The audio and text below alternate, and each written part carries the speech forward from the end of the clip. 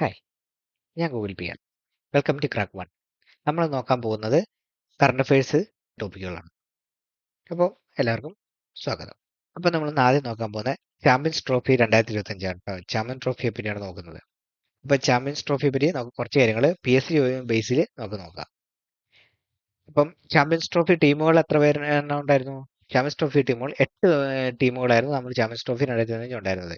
ഇതിനകത്ത് ആദ്യമായിട്ട് പങ്കെടുക്കുന്ന ടീം ഏതാണ്? അഫ്ഗാനിസ്ഥാനാണ് കേട്ടോ. ചാമ്പ്യൻസ് ട്രോഫിയിൽ ആദ്യമായിട്ട് പങ്കെടുത്തത് അഫ്ഗാനിസ്ഥാനാണ്. ഇതിൽ വിജയിച്ച ടീം ഏതാ? നമ്മുടെ ഇന്ത്യ തന്നെയായിരുന്നു. അതാണ് ഇതിന്റെ PSC എക്സാമിന് പ്രധാനമാവാൻ കാരണം അത് തന്നെയാണ്. ഇത് വിജയിച്ചത് ഇന്ത്യയായിരുന്നു. ഇനി റണ്ണറപ്പ്, അതായത് ഇന്ത്യ ആരെയാണ് തോൽപ്പിച്ചത്? അത് ന്യൂസിലാൻഡിനെയായിരുന്നു ഇന്ത്യ തോൽപ്പിച്ചത്. ഇന്ത്യൻ ക്യാപ്റ്റൻ ഈ ചാമ്പ്യൻഷിപ്പ് ട്രോഫി 2000 ജയിക്കുന്ന സമയത്ത് ഇന്ത്യൻ ക്യാപ്റ്റൻ ആരായിരുന്നു? അത് രോഹിത് ശർമ്മയായിരുന്നു കേട്ടോ. രോഹിത് ശർമ്മയാണ് ഇന്ത്യൻ ക്യാപ്റ്റൻ ആയിരുന്നത്. ഈ ഫൈനലിലെ താരം എന്നറിയപ്പെടുന്ന ആരാണ്? അത് നമ്മുടെ സ്വന്തം ഇന്ത്യൻ ക്യാപ്റ്റൻ ആയിരുന്ന രോഹിത് ശർമ്മ തന്നെയായിരുന്നു കേട്ടോ. ഈ ടൂർണമെന്റിലെ താരം ആരാണ്? അത് രച്ചിൻ രവീന്ദ്രനാണ്. ഈ ടൂർണമെന്റിലെ താരം ചോദിച്ചിട്ടുണ്ടെങ്കിൽ അത് രച്ചിൻ രവീന്ദ്രൻ. ഫൈനലിലെ താരം ചോദിച്ചാലോ അത് രോഹിത് ശർമ്മയായിരുന്നു. അത് മാറിപ്പോരുത്. ടൂർണമെന്റിലെ താരം രച്ചിൻ രവീന്ദ്രനും ഫൈനലിലെ താരം രോഹിത് ശർമ്മയായിരുന്നു. ഇനി ഇത് വേദി എവിടേക്കായിരുന്നു? പാകിസ്ഥാനിലും UAE-യിലും ആയിരുന്നു കേട്ടോ. പാകിസ്ഥാനിലും UAE-യിലായിരുന്നു. ഇതിന്റെ പേരിൽ കുറെ കോൺട്രവേഴ്സീസും കുറെ പ്രശ്നങ്ങളും ഒക്കെ ഉണ്ടായിട്ടുണ്ട്. കാരണം പാകിസ്ഥാന് മാത്രം ഉണ്ടായിരുന്ന വേദി ഇന്ത്യക്ക് വേണ്ടിയാണ് അവർ UAE-യിലേക്ക് ആക്കിയത്. അപ്പൊ അതുകൊണ്ട് തന്നെ ഇത് ചോദിക്കാനുള്ള സാധ്യത വളരെ കൂടുതലാണ്. കാരണം ഇത് കോൺട്രവേഴ്സി ഉണ്ടായിരുന്ന ഒരു സംഭവമായിരുന്നു. അപ്പൊ ഈ ഫൈനലിൽ വേദി ഏതായിരുന്നു? ഫൈനൽ വേദി ദുബായ് ആയിരുന്നു. കാരണം ഇന്ത്യ ഒരിക്കലും പാകിസ്ഥാനിൽ കളിക്കാൻ പോകില്ല എന്ന് പറഞ്ഞുകൊണ്ടാണ് ദുബായിൽ വെച്ചത്. അപ്പൊ ഇന്ത്യ ഫൈനലിൽ കയറിയോണ്ട് തന്നെ ഫൈനൽ വേദി എവിടെയായിരുന്നു? അത് ദുബായിലായിരുന്നു കേട്ടോ. ഇനി ഇന്ത്യ ചാമ്പ്യൻസ് ട്രോഫി നേടിയ വർഷങ്ങൾ ഏതൊക്കെയാ? അത് 3 തവണ. ഇന്ത്യ ചാമ്പ്യൻസ് ട്രോഫി എത്ര തവണ നേടിയിട്ടുണ്ട്? 3 തവണ നേടിയിട്ടുള്ളതാണ്. മറക്കരുത്, 3 തവണ നേടിയിട്ടുണ്ട്. ഏതൊക്കെയാണ്? 2002, 2015, 2025. ഇങ്ങനെ 3 തവണയാണ് ഇത് ചാമ്പ്യൻസ് ട്രോഫി നേടിയിട്ടുള്ളത്. ഇനി ഏറ്റവും ഉൾക്കാലം ആരാണ് നേടിയിട്ടുള്ളത്? അത് ഇന്ത്യയാണ് കേട്ടോ. ഏറ്റവും ഉൾക്കാലം നമ്മുടെ ചാമ്പ്യൻസ് ട്രോഫി നേടിയിട്ടുള്ള ആരാണ്? അത് ഇന്ത്യയാണ് കേട്ടോ. 3 തവണ ഇന്ത്യ നേടിയിട്ടുള്ളത് ഏതൊക്കെയാണ്? 2002, 2015, 2025. ഈ ഏറ്റവും കൂടുതൽ തവണയും ഇന്ത്യ തന്നെയാണ് കേട്ടോ. ഇന്ത്യ T20 ലഭിച്ച വർഷങ്ങൾ ഏതൊക്കെയാ? India T20 ജയിച്ചിട്ടുള്ള 2 വർഷങ്ങളാണ്. ഒന്ന് 2007, ഒന്ന് 2024. കഴിഞ്ഞ വർഷത്തെ T20 ജയിച്ചത് ആരായിരുന്നു? നമ്മുടെ ഇന്ത്യ തന്നെയായിരുന്നു.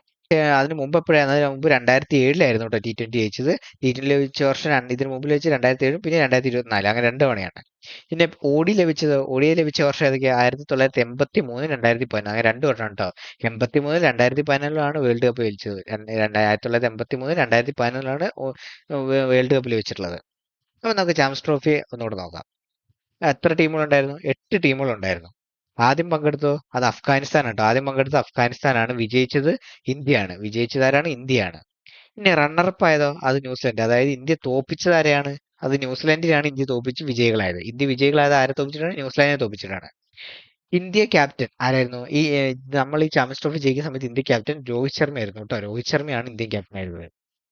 ഫൈനലിലെ താരം ആരായിരുന്നു? ഫൈനൽ താരം രോഹിത് ശർമ്മ തന്നെയായിരുന്നു. ഫൈനലിലെ താരം ആരാണ്? അത് രോഹിത് ശർമ്മ തന്നെയായിരുന്നു. ഇനി ടൂർണമെന്റിലെ താരം ചോദിച്ചാലോ? അത് രച്ചിൻ രവീന്ദ്രനായിരുന്നു. ടൂർണമെന്റിലെ താരം ആരാണ്? അത് രച്ചിൻ രവീന്ദ്രനായിരുന്നു. ഇനി വേദി പാകിസ്ഥാനാട്ടോ. വേദി പാകിസ്ഥാനായിരുന്നു. പാകിസ്ഥാൻ മാത്രമല്ല, ഇന്ത്യക്ക് വേണ്ടി അത് UAE-യിലേക്കും കൂടെ മാറ്റി. ഇന്ത്യ പാകിസ്ഥാനിൽ പോയി കളിക്കില്ല എന്നൊരു നിബന്ധന വെച്ചതുകൊണ്ട് തന്നെ അതെന്തിനേക്ക് ഫൈനൽ വേദി ദുബായിലേക്ക്, അതായത് ഇന്ത്യ ഫൈനലിൽ എത്തിക്കൊണ്ട് തന്നെ ഇന്ത്യ ഫൈനൽ വേദിയും ദുബായിലായിരുന്നു. 2 വേദികളിൽ ഒന്ന് ദുബായിലേക്ക് മാറ്റി. പാകിസ്ഥാന് മാത്രം ഉണ്ടായിരുന്ന വേദി ദുബായിലേക്ക് മാറ്റാൻ കാരണം ആരാ? ഇന്ത്യയാണ്. കാരണം ഇന്ത്യ ഒരിക്കലും പാകിസ്ഥാനിൽ പോയി ചാമ്പ്യൻസ് ട്രോഫി കളിക്കൂല എന്ന് നിർബന്ധം പിടിച്ചുകൊണ്ടാണ് എന്ത് പാകിസ്ഥാനിനും മാത്രം ഉണ്ടായിരുന്ന ചാമ്പ്യൻഷിപ്പ് ട്രോഫി അങ്ങോട്ട് മാറ്റിയത്? UAE-യിലേക്കും കൂടെ മാറ്റിയത്. ഇന്ത്യ ചാമ്പ്യൻസ് ട്രോഫി നേടിയ വർഷങ്ങൾ ഏതൊക്കെയാ? 2002, 2015, 2025. ഏതൊക്കെയാ? 2002, 2015, 2025. ഏറ്റവും കൂടുതൽ തവണയാ? അത് ഇന്ത്യ തന്നെയാണ് കേട്ടോ. ഏറ്റവും കൂടുതൽ തവണ ഇന്ത്യ തന്നെയാണ് ജയിച്ചിട്ടുള്ളത് കേട്ടോ. എത്ര തവണയായിരുന്നു? 3 തവണ. ഏതൊക്കെയാ? 2002, 2015, 2025. ഇനി T20 ആണെങ്കിലും അത് 2007, 2024. ODI ആണെങ്കിലോ അത് 1983, 2011. അപ്പൊ ഇത്രയാണ് ചാമ്പ്യൻസ് ട്രോഫിയെ പറ്റി നോക്കാനുള്ളത്. നമുക്ക് അടുത്തായിട്ട് നോക്കാനുള്ളത് രഞ്ജി ട്രോഫി 2024-25. ഈ രഞ്ജി ട്രോഫി നമ്മൾ ഇപ്പം കൂടുതൽ ചർച്ച ചെയ്യാൻ കാരണം എന്താണ്? കാരണം എന്താ വെച്ചാൽ കേരളം ആദ്യമായിട്ട് ഫൈനലിൽ എത്തിയത്, ഇത് ആദ്യമായിട്ട് രഞ്ജി ട്രോഫിയിൽ ഫൈനലിൽ എത്തുന്നത് 2024-25 രഞ്ജി ട്രോഫിയിലായിരുന്നു കേട്ടോ. അതുകൊണ്ടാണ് ഇതിപ്പം ഏറ്റവും ഇത്തവണത്തെ രഞ്ജി ട്രോഫിക്ക് പ്രാധാന്യം കൂടുന്നത്. PSC അത് കൂടുതലായിട്ട് ഊന്നൽ നൽകാൻ കാരണം എന്താണ്? കേരളം ആദ്യമായിട്ട് ഫൈനലിൽ എത്തുന്നതിലാണ് 2024-25 രഞ്ജി ട്രോഫിയിലാണ്. ഇത് 90ാമത്തെ സീസൺ കേട്ടോ. 90ാമത്തെ സീസണാണ് 2024-25 നടന്നത്. ഇതിൽ വിജയികൾ ആരായിരുന്നു? വിജയികൾ വിദർഭയായിരുന്നു കേട്ടോ, മഹാരാഷ്ട്ര. ഇവരുടെ വിജയികൾ ആരായിരുന്നു? വിദർഭ. മഹാരാഷ്ട്ര വിദർഭയായിരുന്നു. മഹാരാഷ്ട്രയുള്ള വിദർഭ എന്ന് പറഞ്ഞ ടീമാണ് വിജയിച്ചത്.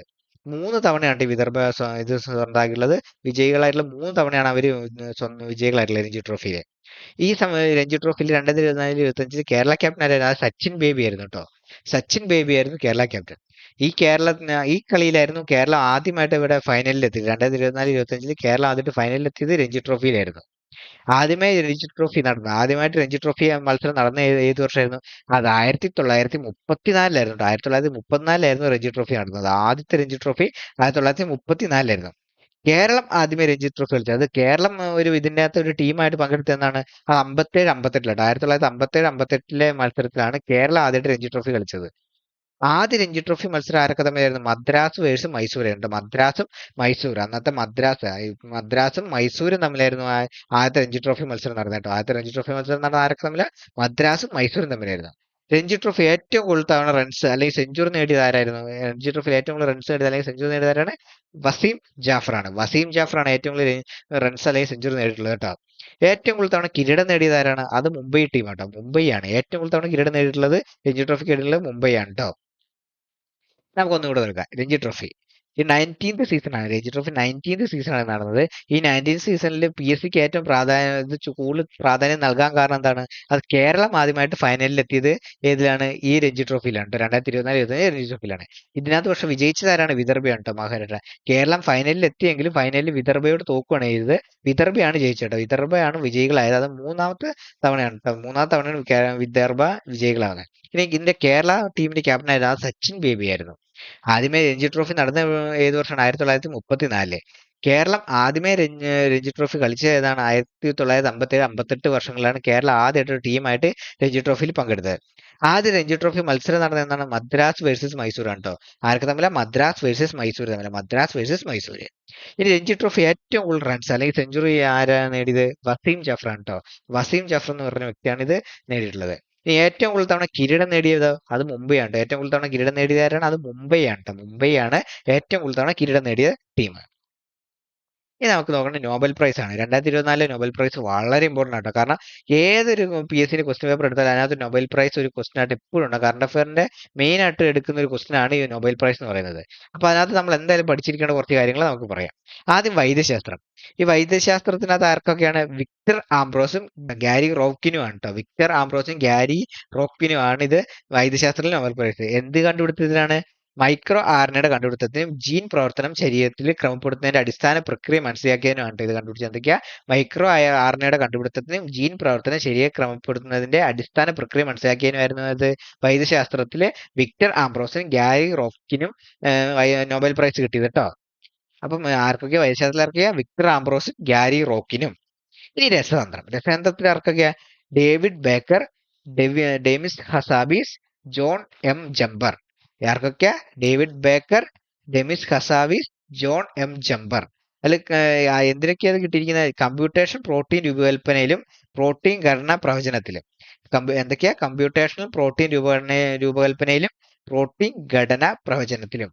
അതിൽ ഈ രസതന്ത്രത്തിനകത്ത് ഡേവിഡ് ബേക്കറിന് കമ്പ്യൂട്ടേഷൻ പ്രോട്ടീൻ രൂപകൽപ്പനയിലും ഡെമിസ് ഹസാബീസും ജോൺ M ജംബറിന് പ്രോട്ടീൻ ഘടന പ്രവചനത്തിനുമായിരുന്നു. അല്ല ഇത് മൂന്നായിട്ട് വീതിക്കുകയല്ല ചെയ്തത്, സത്യത്തിൽ രണ്ടായിട്ടാണ് വീതിച്ചത്. അങ്ങനെയാണെന്ന് വെച്ചിട്ടുണ്ടെങ്കിൽ ഡേവിഡ് ബേക്കർ 50%, ഡെമിസ് ഹസാബിസിനും ജോൺ M ജംബറിനും കൂടെ 50%. അതായത് മൂന്നായിട്ട് വീതിന് രണ്ടായിട്ട് 50% ആയിട്ടാണ് വീതിച്ചത്. ഇത് പ്രത്യേകം എടുത്തു പറയാനുള്ള കാരണം എന്താ വെച്ചാൽ വേറൊന്നുമല്ല, ഇത് PSCന്റെ ഒരു പ്രീവിയസ് ക്വസ്റ്റൻ ആണ്. ഈ ഇടയ്ക്ക് നടന്ന നമ്മുടെ ലാബ് അറ്റൻഡറിന്റെ മെയിൻ എക്സാമില് ചോദിച്ചൊരു ചോദ്യമായിരുന്നു, ആർക്കാണ് രസാന്തരത്തിൽ 50% നേടിയത്? അതാരാണ്? അത് ഡേവിഡ് ബേക്കർ ആണ് കേട്ടോ. അപ്പൊ അത് മറക്കരുത്. ഡേവിഡ് ബേക്കർ 50%, ബാക്കി ഡെമിസ് ഹസാബീസിനും ജോൺ M ജംബറിനും കൂടെ ബാക്കി 50% നൽകിയത്. അപ്പൊ അതാണ് രസാന്തരത്തിൽ അങ്ങനെ ഒരു പ്രത്യേകത ഉണ്ട് കേട്ടോ. ഇനി അടുത്താണ് ഊർജ്ജതന്ത്രം. ജോൺ ഹോപ്ഫീൽഡ്, ജെഫ്രി ഹിൻഡനുമാണ് ഊർജ്ജതന്ത്രത്തിൽ നോബൽ പ്രൈസ് കിട്ടിയിട്ടുള്ളത്.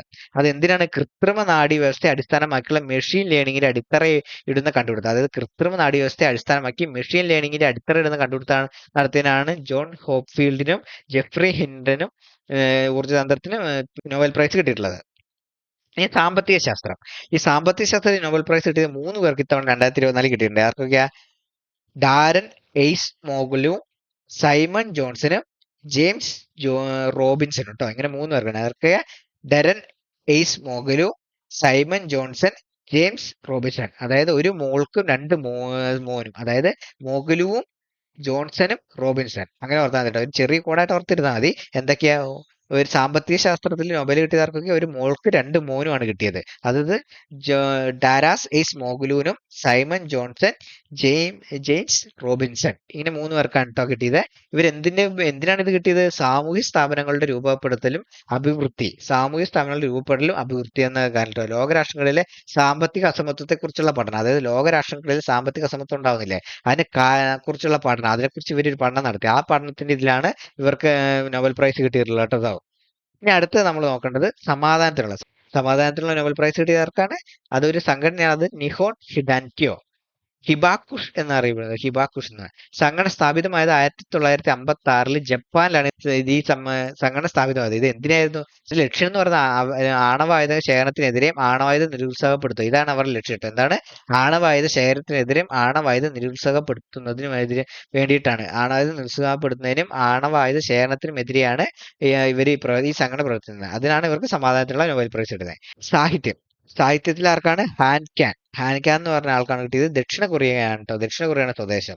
അപ്പൊ ചരിത്രപരമായ ആഘാതങ്ങളെ അഭിമുഖീകരിക്കുകയും മനുഷ്യ ജീവിതത്തിന്റെ ദുർബലത വെളിപ്പെടുത്തുന്ന കൃതികൾ, സാഹിത്യ രചനകൾ, ഇതിലൊക്കെ പ്രശസ്തിയാണ് ആര്? ഹാൻക്യാൻ ട്ടോ.